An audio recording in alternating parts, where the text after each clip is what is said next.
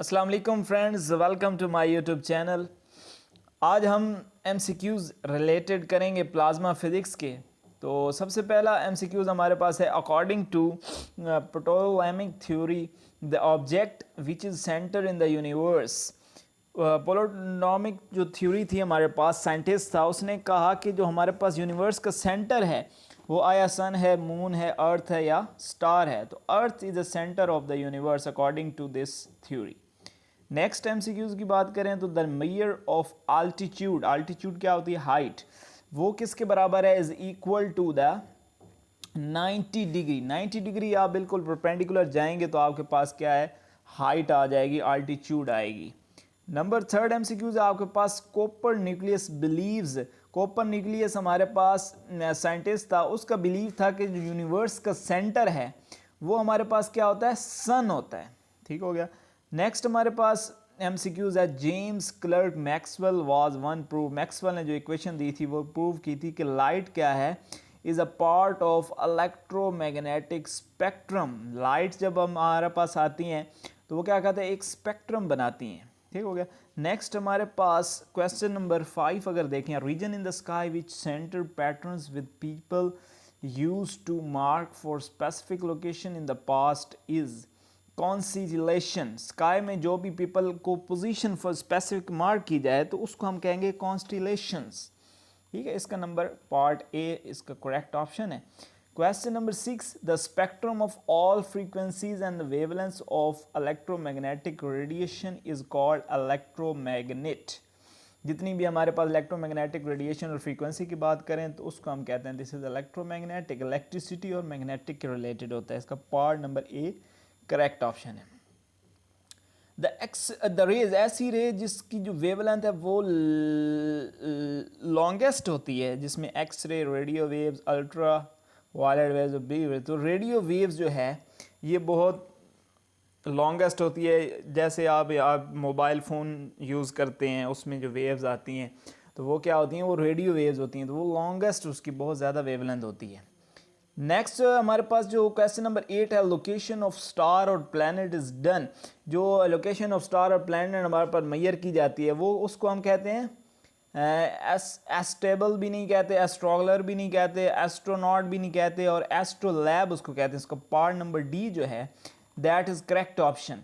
Question number 9 is very basic question, the behaviour of matter on atomic level. Atomic level पर अगर behaviour को किसने explain नहीं किया था तो ये हमारे पास क्या था? Classical physics. क्लासिकल फिजिक्स क्या थी? वो मैक्रोस्कोपिक फिजिक्स के लिए थी। लार्ज ऑब्जेक्ट से उसको मैयर करने के लिए उसकी लेंस और उसको उसकी वेलोसिटी, एक्सेलरेशन वगैरह, जिसको हम न्यूटन फिजिक्स भी कहते हैं। ठीक है, तो उसमें क्या है हमारे पास? मैटर के जो है एटॉमिक लेवल पे हमें नहीं बताया गया था, मैक्रोस्कोपिक है। तो क्लासिकल फिजिक्स ने इसको बयान, बाकी जो भी थी मॉडर्न फिजिक्स, रिलेटिव मैकेनिक्स और एटॉमिक स्पेक्ट्रा, इन सब ने एक्सप्लेन किया था।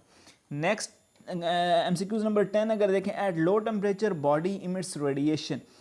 जब लो टेम्परेचर पर बॉडी इमिट्स रेडिएशन क्या करता है? लॉन्गर वेवलेंथ आपके पास भेजता है।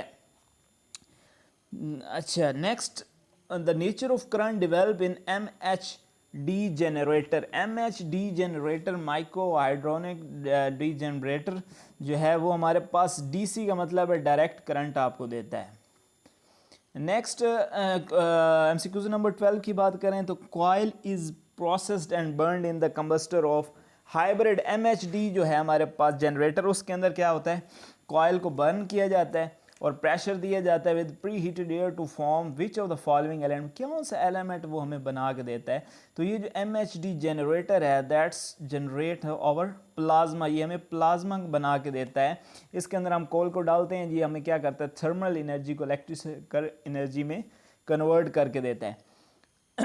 तो what is the working fluid in the, अब इसके अंदर जो एम एच डी जो हमारे पास होता है जनरेटर, इसके अंदर अगर हम फ्लूइड की बात करें, कौन सा फ्लूइड इस्तेमाल होता है? आया वो हीलियम और आर्गन होता है, कॉल होता है, नेचुरल गैस होती है या पोटाशियम होता है? तो हमारे पास the correct answer is helium and argon. Next question number 14 in MHD, ये एमएचडी जनरेटर के रिलेटेड 4-5 हमारे पास एमसीक्यूज हैं। लास्ट वन जो है, in MHD generator the conductor is made up of, conductor जिसके अंदर यूज होता है वो किसका बना हुआ है?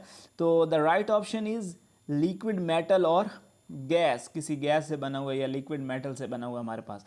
Next splitting of nucleus into smaller nucleus, के बड़े न्यूक्लियस को स्मॉलर न्यूक्लियर में कन्वर्ट किया जाता है। तो ये बहुत ईजी हमारे पास न्यूक्लियर फिशन रिएक्शन होता है, जिसमें क्या होता है हमारे पास बड़ा जो न्यूक्लियस होता है उसको स्मॉलर न्यूक्लियस में हम कन्वर्ट कर दें तो हमारे पास ज़्यादा सी एनर्जी प्रोड्यूस होती है। Name the moderator used in the nuclear reactor, ये न्यूक्लियर रिएक्टर मसलन जब न्यूक्लियर रिएक्शन हो जाता है उसको रोकने के लिए, मॉडरेट करने के लिए हम कौन सा एलिमेंट्स इस्तेमाल करते हैं, मॉडरेटर यूज़ करते हैं? इसमें आया वो प्लैटिनम, थोरियम, ग्रेफाइट या बेरिलियम। तो इसमें हमारे पास ग्रेफाइट यूज़ होता है और हैवी वाटर यूज़ होते हैं, ये दो हमारे पास होते हैं। तो हैवी वाटर यहाँ पर ऑप्शन में नहीं है लेकिन ग्रेफाइट है, तो the right option is graphite. Next MCQs हमारे पास, which isotopes of uranium has capacity to sustain the chain reaction. ये जो हमारे पास यूरेनियम न्यूक्लियर फिशन रिएक्शन में यूज़ होता है, ये चेन रिएक्शन होता है हमारे पास। तो ये कौन सा करता है? हमारे पास अब हमारे पास यूरेनियम के जो होते हैं वो डिफरेंट आइसोटोप्स होते हैं, जिसमें U230, U235 हो गया, U2545, 2225, लेकिन यहाँ पर हमारे पास U235 यूज़ होता है। नेक्स्ट हमारे पास MCQs number 18, which of the following atomic particle has least mass. ये जो हमारे पास एटॉमिक पार्टिकल्स हैं, आया प्रोटॉन, इलेक्ट्रॉन, न्यूट्रॉन और न्यूट्रॉन में सबसे स्मॉल मास किसका होता है? तो राइट ऑप्शन इज़ इलेक्ट्रॉन। इसकी वैल्यू होती है 9 × 10 की power -31 kilogram, which is the very smallest one other particles. During an atomic explosion the energy is released. जब एटॉमिक एक्सप्लोजन होता है, हमारे पास बॉम्ब पड़ता है, एटॉमिक बॉम्ब पड़ता है, तो कौन सी एनर्जी रिलीज्ड होती है? तो जब वो रॉकेट जाके लगता है तो क्या होता है? वो मास जो है वो किस में कन्वर्ट हो जाता है? एनर्जी में। तो राइट ऑप्शन इज डी।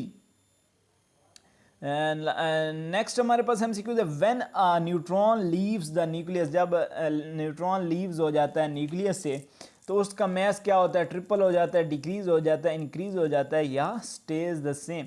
तो उसका एटम, ज़ाहिर बात है जब न्यूट्रॉन एक न्यूक्लियस से निकल गया तो उसका जो है मास क्या होगा? वो कम होगा। तो इस राइट ऑप्शन इज डिक्रीज।